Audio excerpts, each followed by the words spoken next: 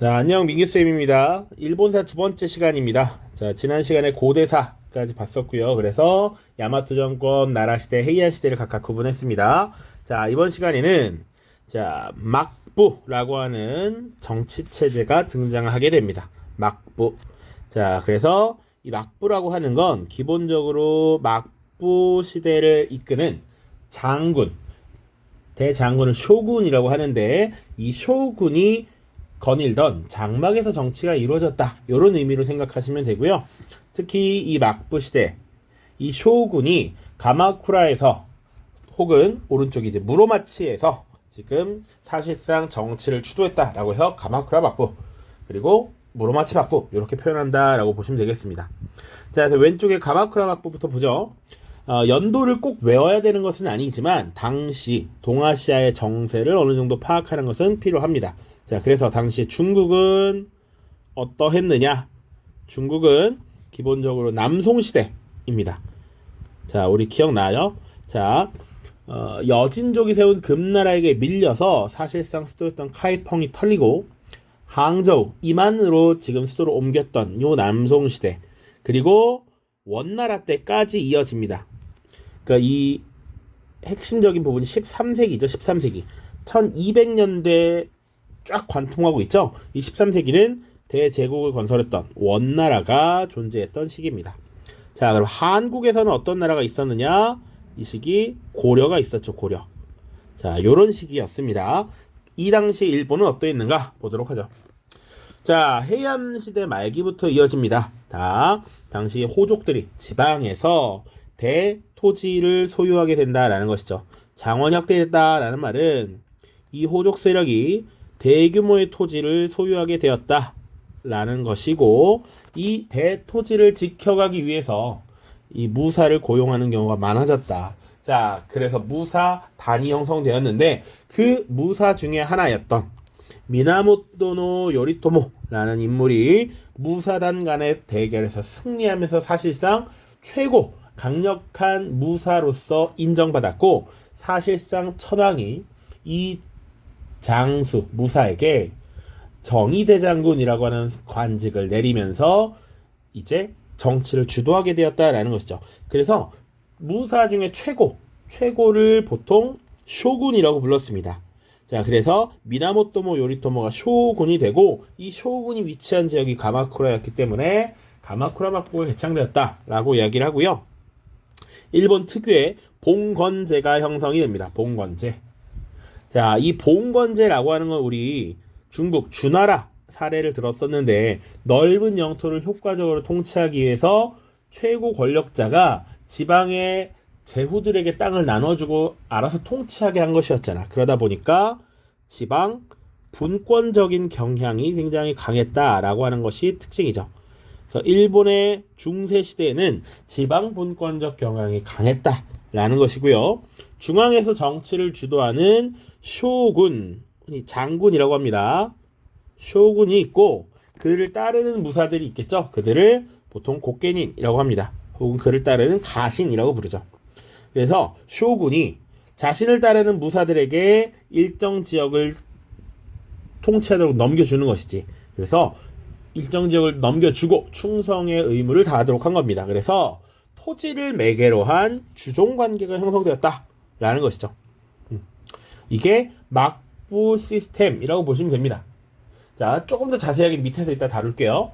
자, 이 가마쿠라 막부는 오랜 기간 지속되지 못합니다. 아까 연도 볼 때 대략 150년이었는데 왜 그랬느냐? 13세기 세계 제국을 건설했던 쿠빌라이가, 원나라의 쿠빌라이가 두 차례 침략하게 되죠. 자, 이 원나라는 고려와 연합군을 결성해서 두 차례 침략을 합니다. 물론 다행히도 일본의 입장에서 다행히도 그때 큰 폭풍우가 불어서 일본이 방어하기에 유리했다라는 것이죠.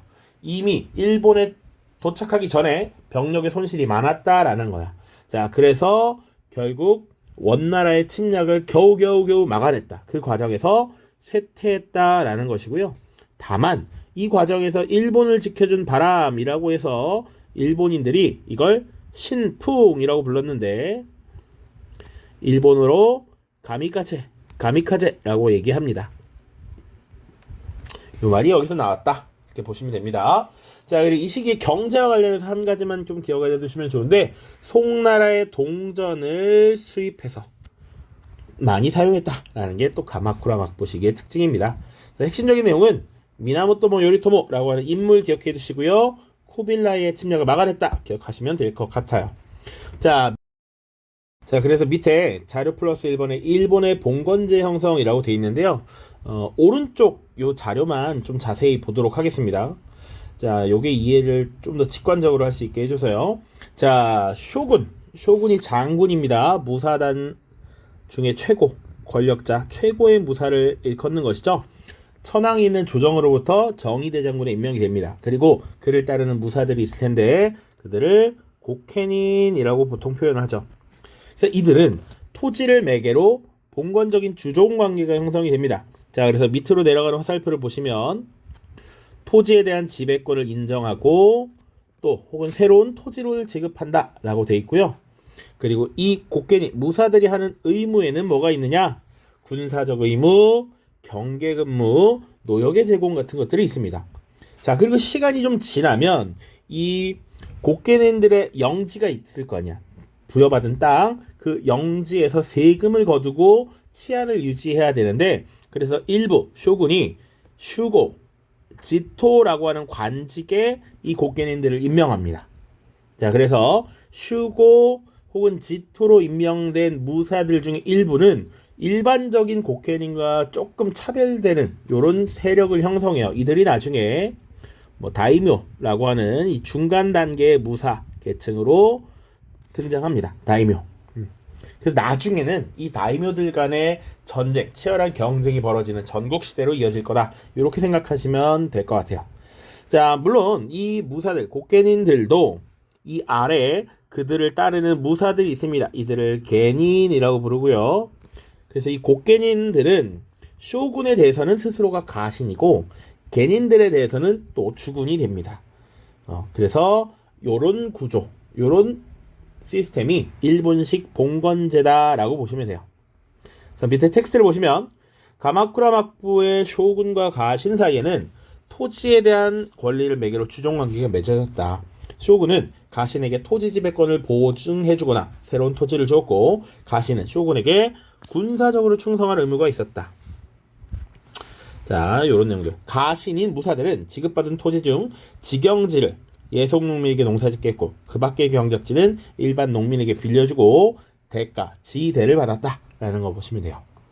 자, 그래서 일본식 봉건제 살펴봤습니다. 자, 그 다음 무로마치 막부 보시죠. 자, 무로마치 막부는 이 막부의 힘이 빠졌어. 보면 가마쿠라 막부가 원나라의 두 차례 침입을 막아내면서 그 힘이 빠졌다라는 얘기지. 그 과정에서 더 강력한 무사 세력이 등장했고 이 아시카가 가문의 아시카가 다카우지라고 하는 사람이 새롭게 이 쇼군에 임명이 되면서 무로마치 막부가 열렸다라고 보통 봅니다. 자, 그런데 이 시기에 가마쿠라 막부에서 무로마치 막부로 교체되는 이 시기에 사실은 천황이 상징적 존재로서 존재하던 이 천황이 과거 실질적인 권한을 가진 존재로 다시 돌아가고 싶었던 거야. 그래서 이 천황이 이 쇼군의 보호를 떠나서 독자적인 세력화하면서 쇼군과 대립하려고 합니다. 그 시기를 남북조의 대립이라고 하고요. 결국 3대 쇼군이었던 아시카가 요시미스가 다시 이 천황 세력들을 사실상 접수함으로써 남북조를 통일한 것이 1392년입니다. 요거는 대략 조선이라는 나라가 등장할 때입니다. 자, 그래서 얘기가 나온 김에 1336년이라고 하면 중국은 물론 여전히 원나라 때 그리고 더 지나서 명나라 때까지 이어집니다. 명나라가 세워진 것이 1368년이니까 원나라 말기, 명나라 전반적인 역사와 쭉 함께한다라고 보시면 되고요. 한국에서는 이제 고려가 휘청합니다. 고려 말, 조선 전반까지라고 볼 수 있죠. 이렇게 보시면 되겠습니다. 자, 그래서 아시카가 요시미스가 남북조를 통일하고 안정화되는가 싶었더니 결국 시간이 좀 지나서 각 지역의 무사들이 독립적 세력으로 성장하게 되고 이들이 전국 시대를 열게 됩니다. 자, 배경 보시면 이 막부 중앙 권력 자체가 약화되었다라는 것이고 그 내부에서도 지방에 있는 여러 무사들도 정치적 대립이 강해졌다라는 것이죠. 자, 이 시기의 특징은 쇼군이라고 하는 이 정치적인 이 무사단의 최고 권력자의 권위가 하락했고 다이묘들 간의 하극상 대립이 극도로 커졌다라는 겁니다. 그래서 밑에 아까 다시 좀 보시면 쇼군이 곡해민들 중 일부를 슈고나 지토로 임명했다라고 얘기했죠. 조금 더 자세하게 보자면 이들 중 특히 지토는 토지에 대한 세금을 걷는 것이고 슈고는 원래는 치안을 유지하는 역할을 해요. 자, 그래서 이 슈고 세력들 중에 일부가 슈고 다이묘로 성장합니다. 어느 정도 큰 세력을 갖춘 존재로 성장을 하게 되고요. 이들이 나중에 전국시대, 센코쿠 시대의 중요한 경쟁 상대들이 됩니다. 그래서 센코쿠 다이묘로 성장하더라. 자, 그래서 슈고 중에 일부가 세력을 키워서 슈고 다이묘로 성장하게 되고 이것이 전국 시대를 개창하는 주축이 된다. 이렇게 보시면 됩니다. 자, 그래서 다이묘들 간의 하극상이 심화되더라. 자, 그러다가 결국 이것을 통일했던 것이 도요토미 히데요시입니다. 이 인물은 한국사 시간에도 들어본 적이 있죠? 자, 그래서 이후에 통일된 일본의 군사력을 소비하고 자신의 지위를 공고히 하기 위해서 조선을 침략합니다. 그것이 임진왜란이라고 우리가 알고 있는 전쟁이죠. 이것은 조선의 입장에서, 한국의 입장에서 표현된 명칭입니다. 1592년. 자, 그리고 우로마치 막부 시기의 경제적 특징 요거 하나 잘 기억해 두십시오. 가장 많이 언급되는 것 중에 하나입니다. 명나라의 책봉을 받고 감합무역을 실시했다라는 점입니다. 자, 그래서 밑에 감합무역이라는 게 나와 있으니까 볼게요. 요게 감합입니다. 문서가 있으면 이 반을 나눠서 반쪽은 일본이, 반쪽은 명나라가 갖고 있어서 이 무역을 하는 사람들이 이 증서를 갖고 와서 딱 합쳐봤을 때 맞아야 된다라는 것이죠. 자, 그래서 텍스트 좀 보시면 무로마치 막부는 3대 쇼군 요시미스가 명으로부터 일본 국왕이라고 하는 책봉을 받으면서 명과 감합무역을 시작했다. 감합부라고 하는 문서는 밀무역을 막기 위해서 명나라가 발행한 공식무역 허가장이다. 그래서 이것을 맞춰보고 무역하겠다라는 것이죠. 자, 밑에는 사실은 에도 막부의 쇄국 정책이 나와 있는데요. 에도 막부는 아직 다루지 않았으니까 조금 이따 다시 보도록 하겠습니다. 자, 자료 플러스 이번에 몽골의 침략과 영향, 아까 얘기했던 가미카제, 신풍이라고 하는 것 있으니까 이거 가볍게 읽어보시면 될 것 같아요. 자, 내려가겠습니다. 에도 막부입니다. 자, 사실은 도요토미 히데요시가 지금 통일을 한 이후에 임진왜란이라고 하는 전쟁을 일으켰으나 사실상 성과를 얻어내지 못하고 결국 전쟁을 마무리 짓게 됩니다. 그렇게 도요토미 히데요시가 죽고 나서 이 권력의 공백을 두고 도요토미 히데요시 세력과 그 외에 대장격이었던 도쿠가와 이에야스 세력이 대립을 하게 되죠. 자, 이 두 세력의 충돌이 바로 세키가하라 전투라는 것이었고요. 이 세키가하라 전투에서 도쿠가와 이에야스가 승리함으로써 도쿠가와 이에야스가 머물던 에도, 오늘날의 도쿄에서 막부가 수립이 됩니다. 그것이 1603년이에요. 자, 요 시기, 이 에도 막부 시기는 대략 중국에서는 명나라가 사실상 무너져가고 청나라가 들어서는 시기죠. 청나라가 1616년에 들어서니까요.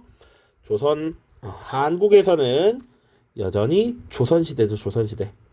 자, 조선 후기라고 보통 봅니다. 조선의 역사를 둘로 나눌 때, 전기와 후기로 나눌 때 임진왜란을 계기로 나누니까 조선 후기가 됩니다. 자, 그러면 이 새롭게 등장한 에도 막부는 어떤 특징을 가졌느냐? 기본적으로 막번 체제라고 합니다. 막번 체제라는 건 막부와 번으로 구성되어 있다라는 얘기예요. 막부와 번. 자, 막부는 기본적으로 쇼군이 다스리는 중앙 통치의 영역이죠. 그리고 지방의 봉건 영주들, 무사들에게 번이라고 하는 지역을 통치하겠다라는 겁니다. 자, 그런데 기존의 막부와 다른 점이 중앙집권적 봉건체제라는 거야. 이 말은 사실은 뜨거운 아이스 아메리카노 같은 말이죠. 원래 중앙집권이라는 건 중앙의 권력이 집중되었다라는 얘기고, 봉건제라고 하는 건 기본적으로 지방 분권적 경향을 보여주는 것이잖아. 그러니까 사실은 말이 조금 어폐가 있어 보이는데 왜 이런 표현을 쓰는지 조금 설명을 해보죠. 자, 기본적으로 이 에도 막부 시기에는 천황을 정치에서 근본적으로 배제시킵니다. 그러니까 이 무로마치 막부 시기에 천황이 자신의 권력을 되찾고 정치력을 확보하기 위해서 탈출했단 말이야. 고다이고 천황이 탈출해서 남북조의 대립, 혼란을 일으켰단 말이지. 그것을 막기 위해 천황을 정치에서 배제했고요. 쇼군은 중앙과 직할지를 통치하고 다이묘들에게, 영주들에게는 번을 주어서 통치권을 인정하는 것이죠. 그러면 지방 분권적이네 라고 할 수 있어.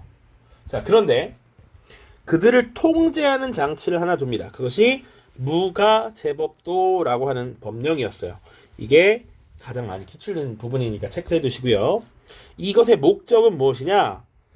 목적은 다이묘들을 엄격하게 통제하는 게 목표였다라는 겁니다. 자, 그래서 법적 장치를 마련했다. 대표적인 것이 산킨코타이제입니다. 무가제법도에서 우리가 알아야 될 핵심적인 내용은 산킨코타이제다. 그럼 산킨코타이가 뭔지 밑에 잠깐 보도록 하죠. 자, 잘 보시면 제2조에 다이묘와 소묘는 자신의 영지와 에도에 교대로 거주하도록 한 바 매년 여름 4월에 참근해야 된다. 이 말은 당시 다이묘들이 매년 와서 지금 쇼군을 찾아뵈어야 한다라는 얘기입니다. 자, 그리고 새로 성곽을 쌓는 것도 금지하고 배도 500석 이상 만들면 안 되고, 그리고 크리스트교는 엄히 금지해야 된다라고 되어 있어요. 요건 좀 다른 얘기긴 한데 적극적인 쇄국 정책을 보여주는 겁니다. 나라의 문을 걸어 잠근다라는 얘기지. 자, 그래서 이 산킨코타이 제도라는 건 요렇게 그림으로도 표현되어 있습니다. 매년 일정 기간 동안 자신의 영지와 수도 에도를 번갈아 가면서 왔다 갔다 해야 했어.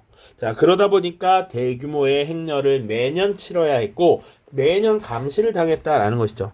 그래서 한 지역 마스에번에서 1년 예산을 어떻게 사용하는가 라고 봤더니 영지를 운영하는데 비용이 20%가 들고, 그리고 이 번을 다스리는 다이묘들이 그 따르는 가신들, 신하들에게, 무사들에게 녹봉을 준단 말이지. 월급을 주는 게 43%, 나머지 에도에서의 생활비, 왕복 비용 이런 것들이 굉장히 많이 들었다라는 것이죠. 1년 예산에 거의 34%, 거의 3분의 1을 사용하고 있다라는 것이죠. 그러니까 그 말은 산킨코타이를 따르기 위해서 이미 많은 경제적 손실을 지금 내고 있다라는 것이죠. 그러니까 사실 지방 분권적인 막부 체제인데 봉건제이긴 한데, 이 봉건 세력들이, 지방 영주들이 세력을 더 키우는 것을 억제하기 위해 이런 조치들을 마련했다라는 겁니다. 자, 산킨코타이제, 그리고 중앙집권적 봉건체제라는 말 잘 기억해 두십시오. 자, 그리고 예도 막부 시기에 신분별 거주지를 분리시켰습니다. 그래서 조카마치 그리고 농촌 이렇게 두 개의 구역으로 나누었습니다. 조카마치는 성과 그 성 주변 가까운 지역을 얘기하는 것인데, 주로 무사들과 이 무사들에게 어떤 무기 그리고 각종 용품을 제공하는 상인들, 수공업자들을 얘기하는 겁니다.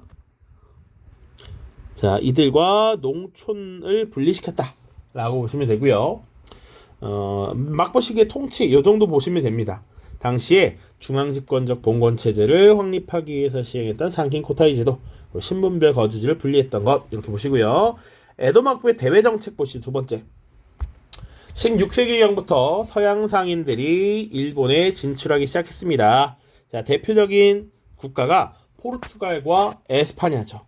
자, 이건 유럽사에서 또 다루겠지만 가장 먼저 신항로 개척에 나섰던 두 나라이고요. 특히 동아시아사와 또 연결이 될 텐데 1543년에 포르투갈의 상인이 당시 조총이라고 하는 것을 일본에 소개합니다.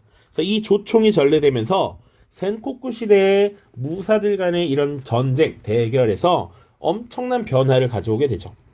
자, 그래서 요 조총의 전래, 이것도 동아시아사에서 많이 언급이 되니까 기억해 두시고요.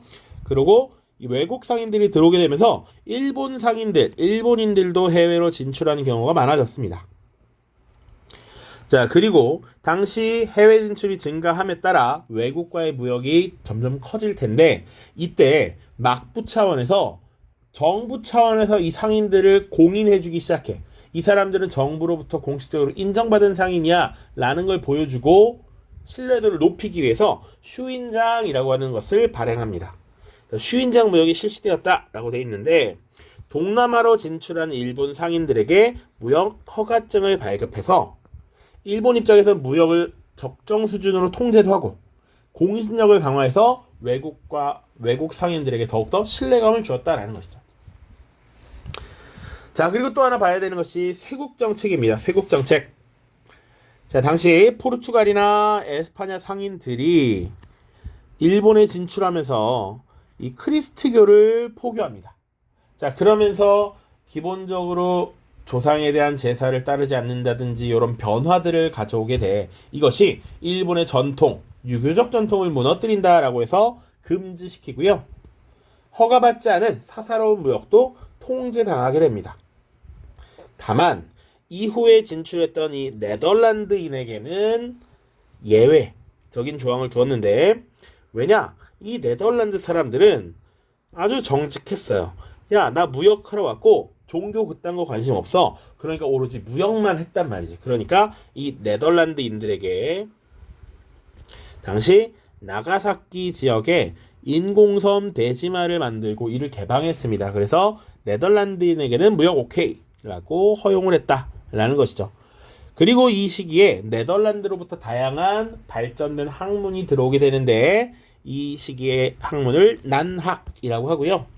이때 가장 대표적인 난학의 영향이 이 해부학적인 요소의 발달입니다. 그래서 해체신서라고 하는 책이 번역되어서 널리 알려졌다 정도 보시면 될 것 같아요.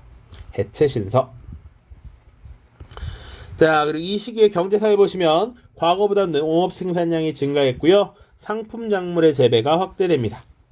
또한 상공업이 발달하게 되면서 이 교역의 중심지에, 교통의 요지에 도시가 성장하게 되고 이 도시에서 성장한 새로운 계층, 이 시대 계층을 조닌이라고 표현합니다.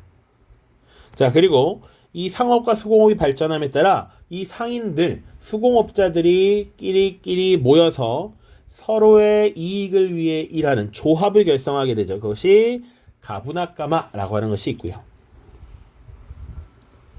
자, 그래서 조닌 계층의 성장, 가부나까마의 조직 기억해 두시고 다음 문화 보죠. 문화.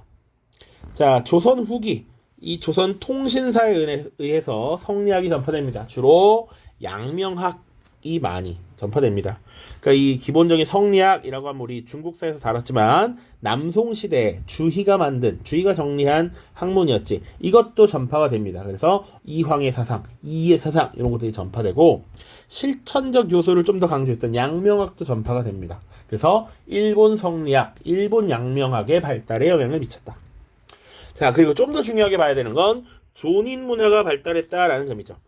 이 상인들, 수공업자 계층이 활성화되면서 부를 축적했고 이들이 문화를 향유하는 중심 계층으로 성장합니다. 그래서 이때 유행했던 것이 가부키라고 하는 연극과 우키요에라고 하는 풍속화가 있습니다. 자, 근데 여기 조금 더 주목해서 볼게요. 우키요에라고 하는 풍속화는 나중에 서양과의 교류 속에서 서양 미술, 서양 화가들에게 큰 영감을 주었다라고 전해지죠. 그래서 서양 미술에 영향을 미쳤다까지도 같이 봅시다. 그래서 우리가 고흐의 작품을 보면 판기 영감이라는 데 보면 배경이 이런 일본 우키요의 영향을 받은 것을 볼 수 있습니다. 자, 그리고 이 시기에 국학운동이라고 하는 것도 벌어져요. 이 시기에 국학, 고학 여러 가지 학문들이 발달하게 되는데 18세기 후반 우리가 지금 외국과의 교류를 통해서 괜히 우리의 그런 전통 이런 것들이 흔들리고 있는데 우리 고대 일본의 정신으로 돌아가자. 그래서 벤노, 천황의 존엄을 주장하는 이런 모습들이 나타나고요. 이런 것들이 후에 19세기 존왕 양이 운동에 영향을 미치게 됩니다. 왕을 높이고 보존하고 오랑캐를 물리치자라는 거예요. 19세기가 되면 당시 서양 세력들이 더 많이 진출하면서 당시 막부 체제가 많이 흔들리거든. 그래서 막부를 무너뜨리고 오랑캐를 물리치자 이런 움직임이 벌어졌다라고 보시면 돼요. 자, 그래서 에도 막부 시기 다룰 걸 거의 다 다뤘는데 마지막 주제가 하나 더 있습니다. 당시 에도 막부 말기가 되면 19세기에 제국주의 열강의 진출이 심화됩니다. 당시 산업자본주의가 고도로 발달한 이후에 여러 열강들이 아시아, 아프리카 지역으로 침략을 해 나가기 시작해요. 자, 아시아, 아프리카 진출. 그 일환으로 사실은 이제 일본도 지금 문을 열게 되는 것이죠. 그러니까 에도 막부는 전통적으로 쇄국 정책을 취해 왔는데 그것이 무너졌다라는 겁니다. 자, 일본의 개항입니다. 배경 보시면 에도 막부는 지속적으로 쇄국 정책을 펼쳤죠. 이 크리스트교가 확산되면서 이 일본의 전통이나 기본 관습이 무너진다라고 판단했기 때문에 문을 딱 걸어 잠그고 오직 무역만 바랬던 네덜란드와만 교역을 했었습니다. 그런데 1854년이 되면 당시 미국의 함대를 이끌었던 페리 제독이 함대를 이끌고 와서 무력 시위를 벌이기 시작합니다. 그리고 사실상 개항을 강요하게 되죠. 자, 이때 에도 막부는 저항하지 못하고 사실상 미국의 요구를 받아들여서 미국과 조약을 체결하고 개항하게 됩니다. 그때 두 개의 조약을 체결하게 되는데 이 두 개의 조약 내용을 잘 아셔야 됩니다. 자, 첫 번째는 일단 미국의 압박에 못 이겨서 그래 우리 사이좋게 지내자라고 하는 화친 조약이고요. 시간이 조금 더 지나서 이제 본격적으로 우호관계를 맺고 통상 무역을 하자라는 것을 구체적으로 명시하기 시작합니다. 그것이 미일 수호 통상 조약입니다. 이건 5단원에서 사실 더 자세하게 다룰 텐데 일단 연도까지 같이 봐주시면 좋고요. 이것을 구분하는 건 조금 쉽습니다. 자, 미일 화친 조약은 시모다와 하코다테를 개항한다라고 되어 있어요. 그리고 미일 수호 통상 조약은 시모다와 하코다테 외에 추가로 몇 개의 항구를 개항한다 이런 식으로 나와 있습니다. 그래서 요거를 통해서 구분할 수 있고요.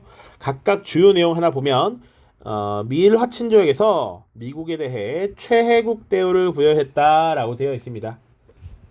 최혜국 대우 이거 우리 강화도 조약, 조미수호 통상 조약 이런 거 다룰 때 조미수호 통상 조약에서 처음 등장했던 표현이죠.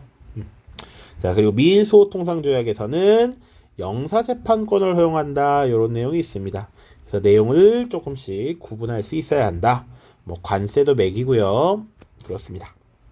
자, 이후에 개항된 이후의 변화는 어떠했느냐? 개항 이후 막부가 굴욕적인 대외 정책 그리고 굴욕적인 무역을 전개하다 보니까 당시 이 막부를 따르던 무사들의 생활이 굉장히 어려워집니다. 그래서 이 지방에 있었던 사스마번, 조슈번을 중심으로 존왕 양이 운동을 처음에 벌여요.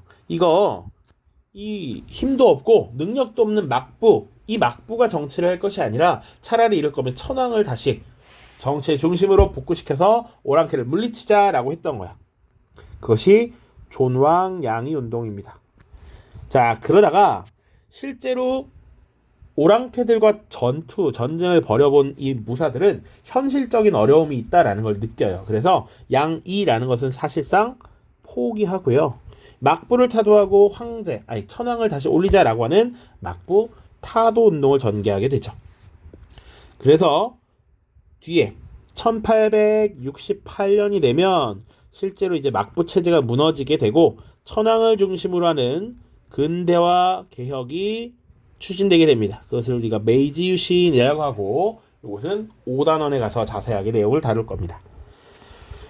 자, 여기 나가사키의 대지마라고 되어 있습니다. 요 인공섬 요거 여기서는 네덜란드와만 교역을 하였다. 물론 뭐 청나라도 교역을 했습니다만 서양 세력 중에서는 유일하게 네덜란드와 교역했다 정도 기억하시면 되겠네요. 자, 요렇게 일본 전근대사 마무리할 거고요. 요 역사는 이제 5단원에 가서 이어질 겁니다. 개항 이후에 일본이 어떻게 근대화를 추진했고 어떤 변화를 겪었으며 우리 한국사와 연결돼서 일본이 이제 제국주의 열강의 대열에 합류함으로써 한국과 중국을 침략해 나가는 이런 역사들 볼 겁니다. 자, 고생 많았습니다. 안녕.